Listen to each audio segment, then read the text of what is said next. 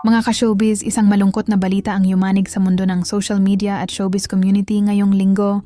Ang anak ng TV host at weatherman na si Kim Atienza, na si Emmanuel Eman Atienza, ay pumanaw sa edad na 19. Marami ang nabigla, marami ang nalungkot, at mas marami ang nagtanong, ano nga ba ang tunay na nangyari? Ayon sa ulat ng PEP Podfrench nitong Oktubre 24, 2025, kinumpirma ng pamilya Atienza ang biglaang pagpanaw ni Eman. Wala pang opisyal na detalye ang inilalabas tungkol sa sanhi ng kanyang pagpanaw, ngunit pinaniniwala ang matagal na niyang kinaharap ang mga hamon sa mental health. Lalo na matapos niyang aminin sa social media ang mga epekto ng online hate na paulit-ulit niyang nararanasan. Si Eman ay kilalang anak ni Kim Atienza at Felicia Atienza.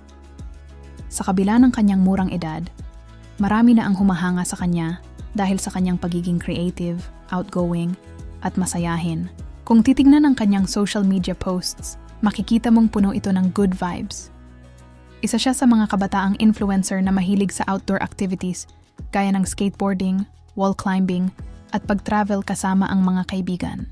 Sa kanyang huling post sa Instagram noong Oktubre 21, makikita siya sa isang video montage na masayang naglalaro, tumatawa, at nag-enjoy sa buhay. Ang caption niya, "Life lately does this go hard." Pero sa kabila ng mga ngiting iyon, tila may mabigat siyang pasan na saloobin. Sa isang threads post niya noong Setyembre 1, ibinunyag ni Emma ng totoo. Ang hirap ng maging influencer sa panahon ngayon. Sabi niya, "I feel like the hate has piled up in my head subconsciously. Every time I post, I feel excited, but also anxious and dreadful, knowing there's going to be some hate I'll have to force myself to ignore." Isang malinaw na mensahe ng pagod, takot, at pressure na dala ng pagiging nasa mata ng publiko. Para kay Eman, hindi naging madali ang maging totoo sa sarili sa mundong puno ng paghuhusga. Aminado siya na sinimulan niya ang paggawa ng TikTok videos bilang therapy. Tinawag pa niyang exposure therapy para matutunang mahalin ang sarili at mas maging confident sa harap ng camera. Pero habang lumalaki ang audience, lumalakas din ang ingay ng mga mapanakit na komento. At gaya ng marami sa atin, nadala rin siya ng bigat ng mga salitang hindi naman totoo, pero kayang tumusok ng malalim. Sa parehong post, sinabi ni Eman na magpapahinga muna siya sa social media, "Just until I can recollect my thoughts, reset my values, and clear my head of the dread. Just need to breathe a bit and take a break."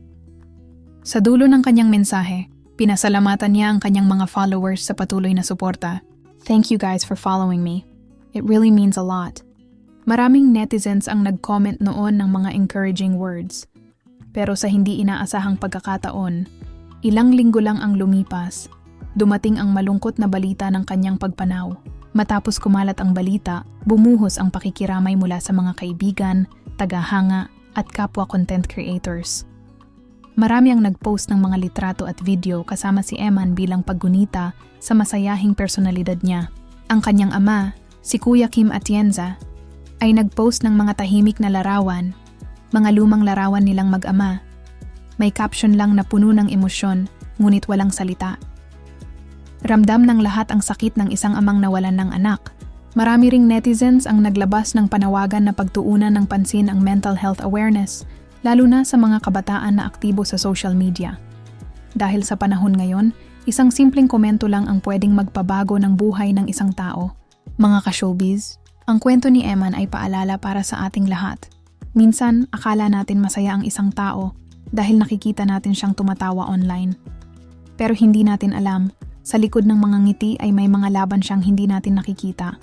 Kung may kakilala kang dumaraan sa depression, anxiety, o kahit anong mabigat na pinagdadaanan, lapitan mo, kausapin mo, iparamdam mong hindi siya nag-iisa. At kung ikaw mismo ay nakakaramdam ng bigat, huwag kang mahiyang humingi ng tulong. Tandaan, may mga taong handang makinig.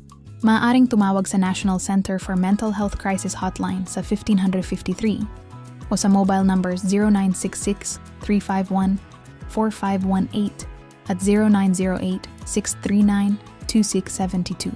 Isa kang inspirasyon, Eman. Sa kabila ng maikling buhay mo, marami kang naantig na puso. Paalam at salamat sa mga alaala. Thank you for watching. Manatiling updated, i-click ang subscribe button at notification bell.